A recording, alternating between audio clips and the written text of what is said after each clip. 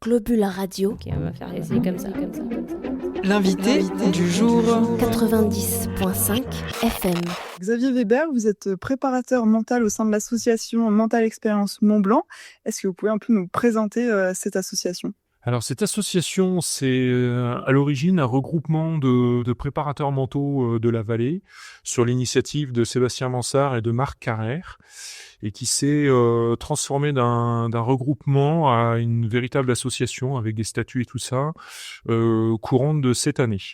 Ça nous permet à nous, associations, d'avoir un rayonnement différent, un positionnement aussi par rapport aux institutions un peu différents, et du coup de pouvoir avancer en collectif de préparateurs mentaux que nous sommes. Je l'aborde tout de suite, mais j'ai vu sur votre site que vous vous rappelez énormément le fait que vous êtes tous diplômés en tant que préparateurs mentaux.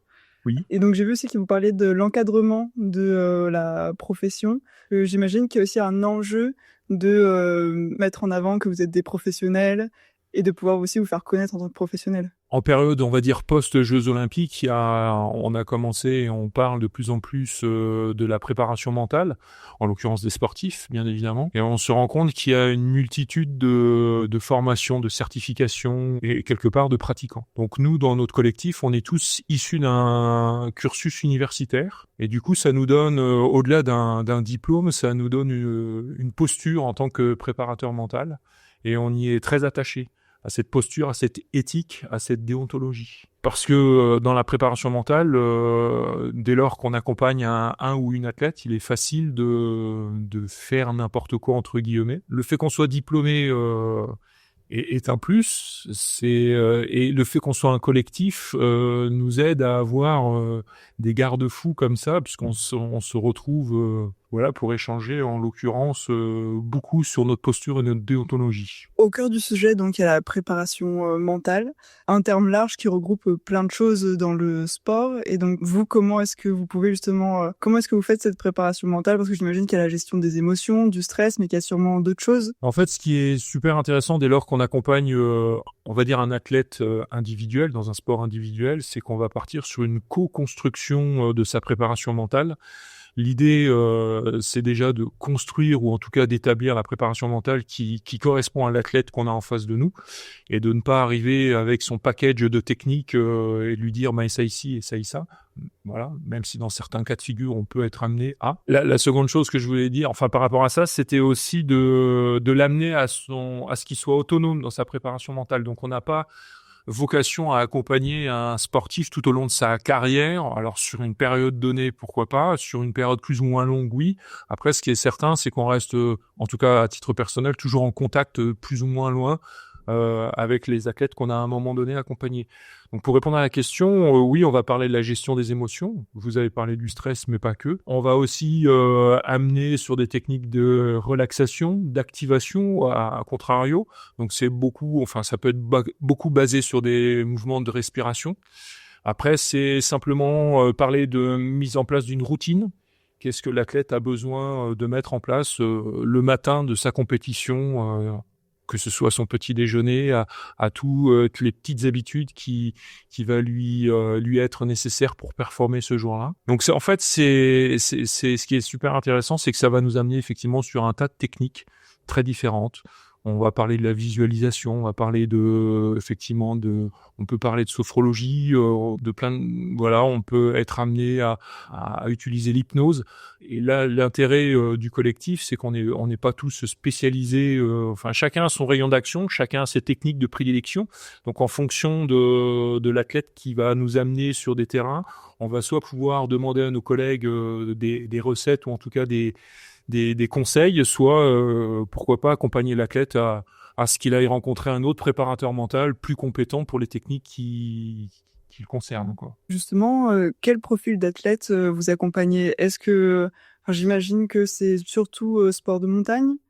Est-ce qu'il y a un âge précis ? Est-ce que c'est surtout des jeunes ou est-ce que justement il va y avoir des athlètes plus âgés, plus expérimentés ? En fait, l'idée, c'est que on puisse travailler et rendre la préparation mentale, je dirais, disponible au plus grand nombre d'athlètes et autres, parce qu'on parle de sport, mais on peut aussi faire une parenthèse dans le monde de l'entreprise où il y aurait des besoins en préparation mentale.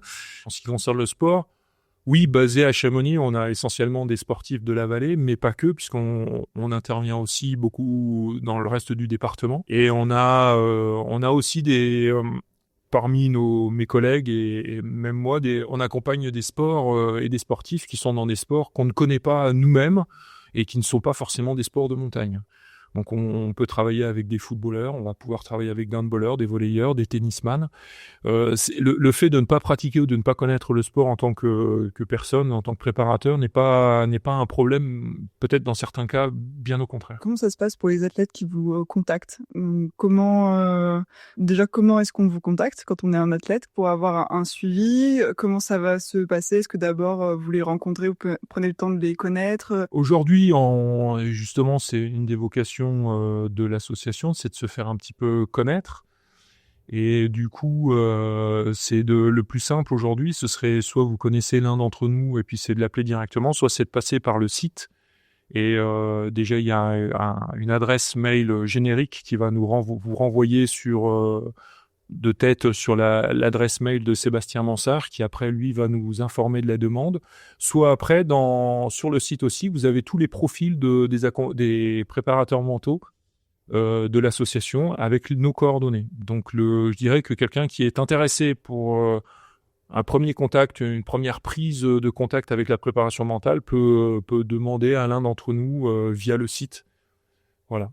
Après, comment ça se passe concrètement? L'idée, c'est de faire ce qu'on appelle la S0, la séance 0. C'est effectivement de se rencontrer une première fois, voilà, plus ou moins 1 heure, mais d'établir, on va dire, les règles du jeu, ou en tout cas comment on fonctionne. Donc, il y a un gros travail d'écoute, il y a un gros travail de présentation de la préparation mentale.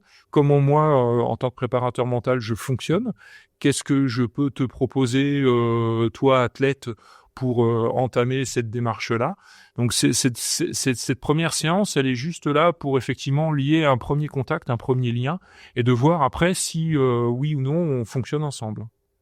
Sachant que après, un accompagnement se fait sur des séances, comme je disais, en général d'1 heure, qui sont espacées dans le temps, mais c'est là que je parlais tout à l'heure de co-construction. J'aime bien que ce soit l'athlète qui revienne vers moi pour me dire, voilà, je peux programmer une séance dans 3 semaines, 15 jours, ou tel jour, à telle heure, est-ce que tu es disponible?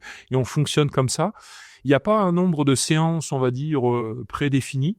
Moi, je dis juste à l'athlète, il y a une première séance, la S0 dont je parlais, et même si au bout de 2, 3, 4, 5 ou 10 séances, on doit en s'arrêter, parce que tu es autonome dans ta préparation mentale, j'aimerais juste qu'on se passe un temps, une dernière séance pour se dire, voilà ce qu'on a fait, voilà d'où on est parti, et aujourd'hui, on arrête de fonctionner ensemble parce que tu es autonome, parce que tu estimes que tu n'as plus besoin de moi, et c'est tant mieux, et on finit comme ça, quoi. Sûrement une dernière question, parce qu'on parle de la préparation mentale des athlètes, mais j'ai vu que vous proposiez aussi des formations auprès des coachs. Vous avez notamment été accueilli, si je me trompe pas, par le club des sports de Chamonix. Oui, tout à fait.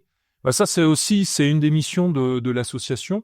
Donc, on est soutenu par le comité départemental olympique et sportif dans cette démarche de faire des formations pour les entraîneurs, effectivement, pour leur donner soit des premiers éléments ou en tout cas des premières techniques sur la dimension mentale des sportifs qu'ils encadrent.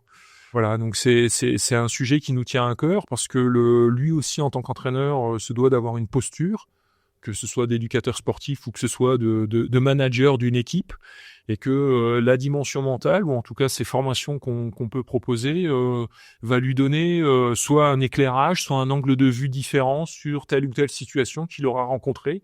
Et s'il avait eu plus tôt, ou en tout cas c'est l'idée, d'avoir quelques éléments, et si même il n'a pas d'éléments, c'est au moins de se dire, je sais où aller chercher les informations qui vont m'être utiles pour répondre à la situation dans laquelle je me retrouve, quoi. Donc oui, on dispense ce genre de formation. Merci beaucoup Xavier Weber. Et donc si on veut vous contacter, où est-ce qu'on vous retrouve? Alors on nous retrouve via donc le site internet de mentalexperience.mb.com, tout écrit en minuscules, et notre contact, donc l'adresse, c'est admin@mentalexperience.mb.com, là encore tout en minuscules. Globule Radio 90.5 FM.